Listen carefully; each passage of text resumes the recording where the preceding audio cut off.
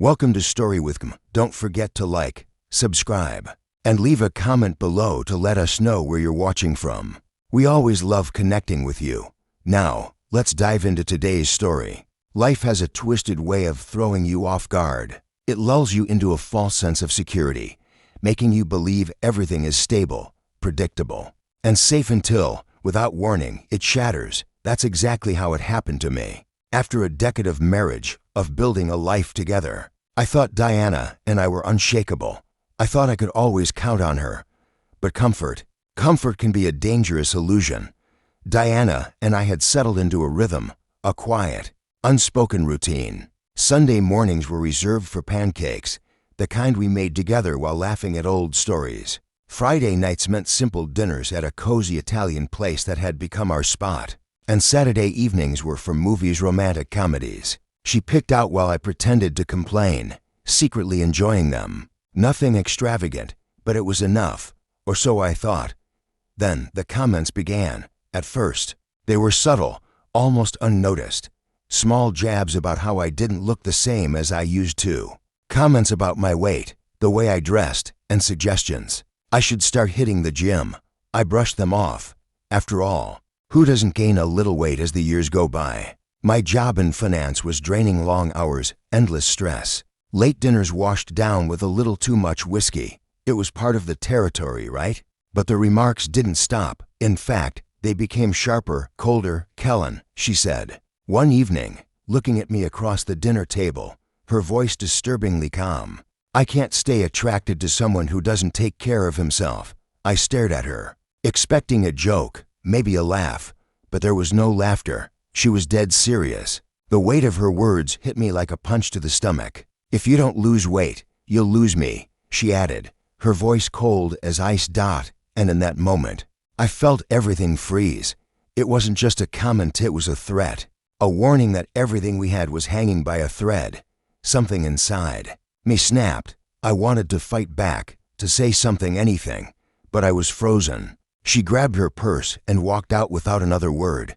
She didn't come back that night. When she returned the next morning, she wasn't carrying regret. She had a suitcase in hand. "I need space," she said, her voice firm, as though it were just another decision she was making. "You need to decide what matters more, your health or our relationship."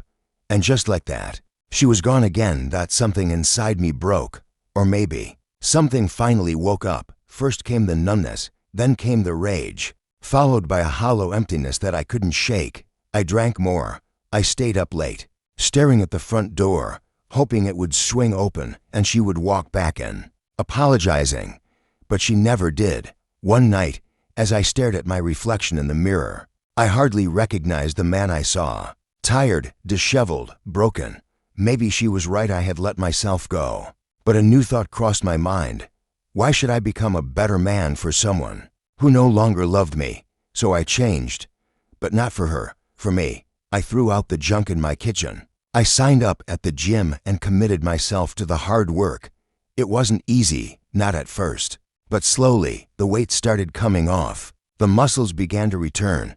I bought new clothes, got a fresh haircut, and shaved off my beard. Piece by piece, I rebuilt myself. Then, just when I had finally stopped hoping for her return, she showed up. It was a random evening. She appeared at my apartment with that same suitcase, a cool, confident expression on her face, as though she expected to walk right back into my life. But before I could say anything, a voice from behind me broke the silence. "Oh, you must be Kellen's wife." Diana's eyes flicked past me, landing on the woman standing behind me. Jolene, tall, stunning, confident, and wearing my shirt. Diana froze, her face a portrait of disbelief. She understood, in that moment, that this was no longer the home she left behind. The man she had walked away from was gone. Her eyes locked with mine. The shock was palpable. "Seriously, Kellen," she finally managed, her voice dripping with disdain. "This is what you've been doing while I was gone." Jolene didn't flinch. "Didn't you leave him for another guy?" she shot back. Diana stiffened, her face flushing. I stepped forward, my voice calm but razor sharp. "How did that work out for you?" I asked, my eyes never leaving hers. She didn't speak. She didn't need to. I already knew everything. The man she had left me for, a rich, charming executive, had promised her excitement and something better. But when the fantasy faded, he tossed her aside. And now, here she was, standing in front of me, expecting the old Kellen to open the door and let her back in. She had miscalculated. "You thought I was weak," I said, my voice steady. "You thought you could abandon me and I'd be waiting for you. But look at you. You've got nothing. No man, no money, no home." Diana's lips trembled. "Kellen, please, let's talk about this," she begged. I tilted my head, watching her, like I was seeing a stranger. "You didn't want to talk before. Why should I listen now?" She reached out, desperate. "I made a mistake." Jolene rolled her eyes, unimpressed. Biggest understatement of the year. Diana shot her a glare, but Jolene wasn't fazed. Her attention snapped back to me. "We had something," Diana pleaded. "A life, a daughter." And there it was, the one card she thought she could still play. But I wasn't the same man anymore. "Our daughter," I repeated coldly. "The one you walked out on. The one you barely called since you left." Diana's face cracked, the realization hitting her like a ton of bricks. In that moment, she understood. She had already lost. Her hands trembled as she reached for the divorce papers I had laid out. "You left, Diana, while you were out chasing some fantasy. I stayed. I made sure our daughter never once questioned if her father loved her." I stepped closer, my tone lowering, every word cutting through the air like a blade. "I got full custody. You have nothing." Her eyes widened with panic. "No, that's not possible."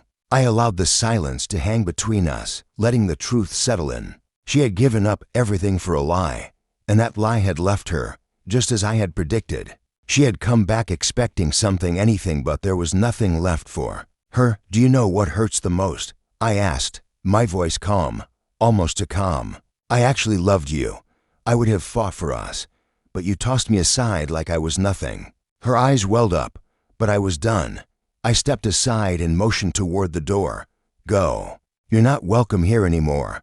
She hesitated for a moment, maybe expecting me to change my mind, but I didn't. She picked up her suitcase and walked out, this time for good. As the door clicked shut behind her, I felt nothing. No joy, no relief, just an empty ache.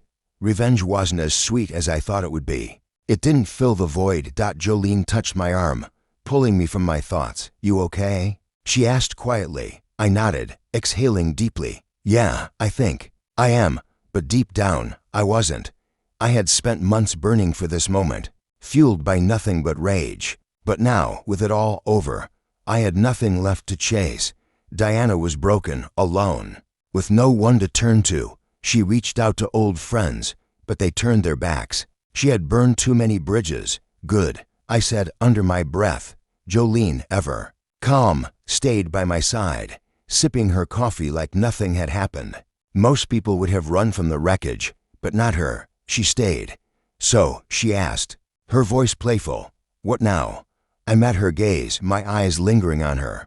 "Now, I move on." She raised an eyebrow, intrigued. I chuckled. "Guess you'll have to stick around to find out." And just when I thought it was over, Diana made one last move. She showed up at my office. I was in a meeting when the receptionist buzzed. "Sarah, there's a woman here, says it's urgent." I already knew who it was.